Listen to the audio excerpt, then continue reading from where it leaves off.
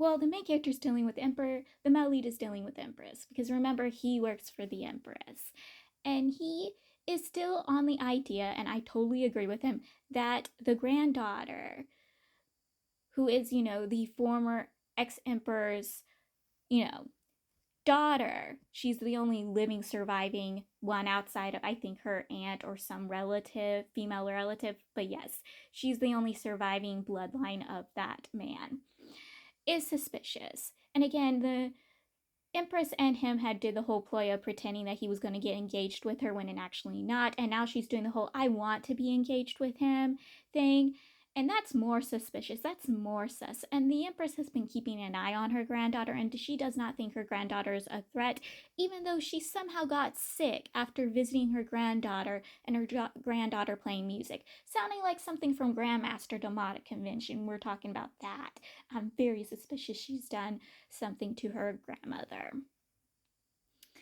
And the Empress is even trying to actually make the relationship between the male lead and her granddaughter an actual official engagement, which the male lead put his foot down on that. I'm just telling you, he does. He full on puts his foot down. And he gets her to tell the story about how she actually has two granddaughters. That there was a born of twins. They were born twins, except one died from being sickly.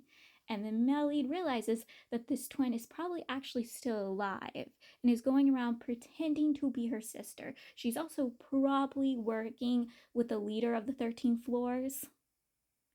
And whenever, she needs to come out, she plays to pretend her to be her sister. That's why the Empress's granddaughter also always seems to have a different personality when he meets with her. And again, she met up with the main character and her personality seemed off too.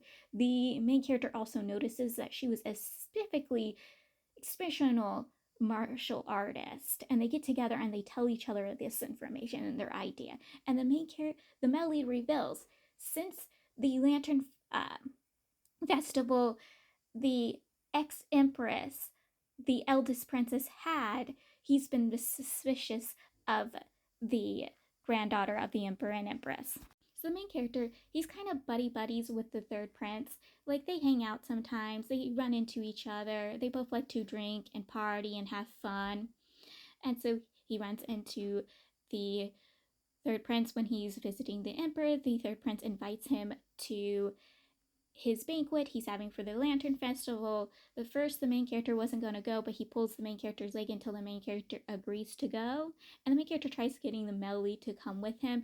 At first, he was just wanting the male lead to come visit him for a period of time, and he forces the male lead's leg to come and visit him, but he's not able to get the male lead to come with him to the banquet because the male lead has other things to do. The male lead also tells him to keep an eye on the third person on the list of people that possibly are going to be killed by the person going around killing everyone that's vouching for the emperor, who had put the emperor on the throne. And the main character agrees to do this. The main character goes to the banquet. He runs into the hostage's martial artist pal, and he ends up fighting the dude for a short period of time. And then once this little fight is over with, the dude walks away. He just leaves, tells the main character if they face off with each other, they're going to have a real fight at the time.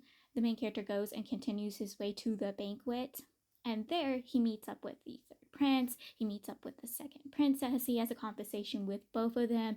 He tells the second princess, hey, I'm not into you, I have someone I'm in love with, and he describes the male lead to a T. He also did the same thing to the third prince when the third prince tried pushing the second princess onto him. He also told the third prince, anyways, because they're buddies, that he has romantically feelings for somebody. Now, the third prince thinks it's a woman and that the main character has masochistic tendencies if he's going after somebody like that. Which, honestly, dude's not wrong. The main character does. Well, the main character leaves both of them and ends up on running into the leader of the 13 floors, except during his fight he realizes too late that it isn't the leader of the 13 floors. And once he comes out of it, he realizes the third prince and the second prince are on the ground badly injured, and he is arrested for harming the second prince and third prince. So what's going to happen to him? I know he ends up in jail, but this is getting bad. This is ending up just like A Thousand Autumns, Ballad of Sword and Wines. We all know how these end up. Like every single time, the poor male lead or main character who's like right hands with the emperor always ends up with the worst luck. So the leader of the 13 Floors, he's with the male lead. He lured the male lead to this location. Alongside the male lead is a member of his borough and the fake adored courtesan. They're there with the leader of the 13 Floors, and he is full on discussing with the male lead about how the fact that he's working with the hostage, and the hostage is martial artist. So no, he's not going to be working with the male lead. Not one bit. The male lead, when dealing with the leader of the 13 Floors, discovers what happened at the banquet. The assistant of the male main character rushed to the male lead's location to inform the male lead what happened.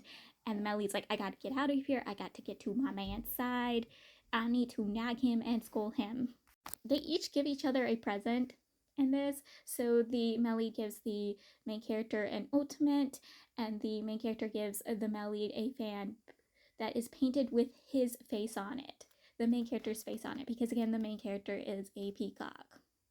Now the male lead, how he hands over the gift to the main character, he hands it over to the fake adored courtesan to hand over to the main character, and he did not want the main character knowing it was a gift from him.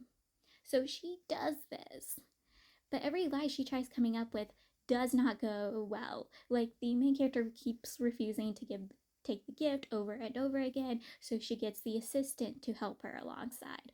But neither one of them can convince him to take the ultimate until she gives up and finally tells him that the male lead handed it over to her. And he's like, oh yes, good. And he had to literally threat them. He literally had to threat them. And then he had to use the threat to get her to convince the male lead to show up into this location. Yes, this man was going to have his way. And this location is when he hands over his gift to the male lead. And again, it is a fan with his face painted on it. This narcissistic peacock of a man. I just love him so much. But he is a narcissistic peacock. He asked the literal emperor to hand over his painter so he could paint his face on the fan to give to the male lead. And the male lead also got his gift for the main character from the empress. Like, I love how they're using their bosses to gift each other gifts. I love these two. Also, look how beautiful this artwork is. It is absolutely gorgeous. Again, it's like in Stars of Chaos. It's probably a poster, but I don't know how to take this thing out without ripping it or destroying it or harming the binding, so it's going to stay in here forever because I don't know how to get it out.